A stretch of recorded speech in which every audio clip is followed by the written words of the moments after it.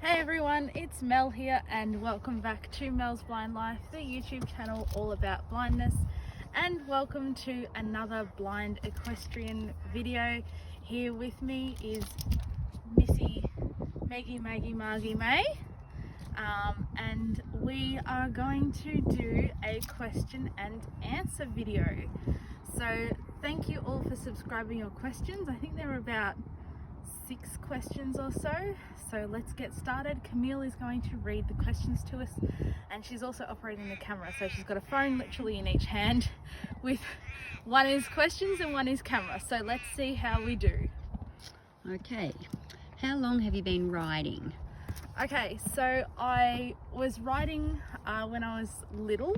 When I was about 8 or 9 I was taking riding lessons, but that sort of stopped, and I've been riding again since July of 2000 and I think it was 15. So I've been riding for about 4.5 years. Okay, and what tips do you have for riding horses without sight? So riding horses without sight, it really depends on what discipline you are doing, whether you're doing dressage in an arena or whether you're doing trail rides and stuff like that. For me, when I was doing dressage in the arena, we had a 40 by 20 arena, and we had a metronome in each corner of the arena. And what my instructor did was she set those metronomes up 1 horse length away from the corner of the arena to make their ticking sound, and that was how I knew that I was approaching the corner of the arena. And also what you could do if you were in a riding arena like that you know the measurements of, you can learn to count your horse's paces. So you can learn that on the short side of the arena it's maybe 5 paces in trot and 10 paces along the long side in trot, and you know, maybe 10 paces along the short side in walk and 20 paces along the long side. So counting your paces, having some kind of sound to indicate whether you're approaching the corners of an arena, stuff like that. As for things like trail riding, I personally wouldn't recommend a completely blind rider going trail riding on their own. It's just not safe. You don't know what's going to happen. You can't see whether your horse has seen a snake or something and it's going to bolt. So never go trail riding on your own. And if you're completely blind, I also don't really recommend that you do jumping, other than if you've got a little bit of vision and you can maybe see really light like white poles in a green grassed arena or something like that. So that is really my suggestions for some strategies. Thank you. And when did you get your horse? So I've been looking after Maggie since September last year. So I've had her we've been working together for 6 months now. It's actually just been our anniversary. We started working together on about the 13th of September, so just over 6 months now. And what kind of activities have you done with your horse?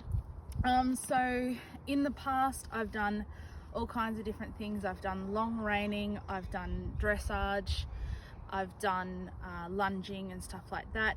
With this particular one, because I'm we're retraining her because she's been neglected for 3 years, I've just started basically with the real basics, with grooming and leading and feeding and stuff like that. I would like to do things like liberty work and in-hand work and stuff like that, but we'll just see how we go. And finally, what are some of the things you find rewarding and challenging about working with horses? So I think the rewarding thing is just having an animal that is this big. Like, this thing is 500 kilograms of pure muscle, and the rewarding thing for me is that even with the tiniest little pull back on a rope, I can move 500 kilograms, you know, and that is the most rewarding thing for me, is knowing that my 500 kilogram animal will do what I ask it to without too much sort of begging and pleading for it to do what it has to do. So that is the most rewarding thing, is having a big animal just do what you want it to do. And I think the most challenging thing is, which is the most challenging thing in all of my life really, is perception, is people's perception of, well, you can't do something because you're blind.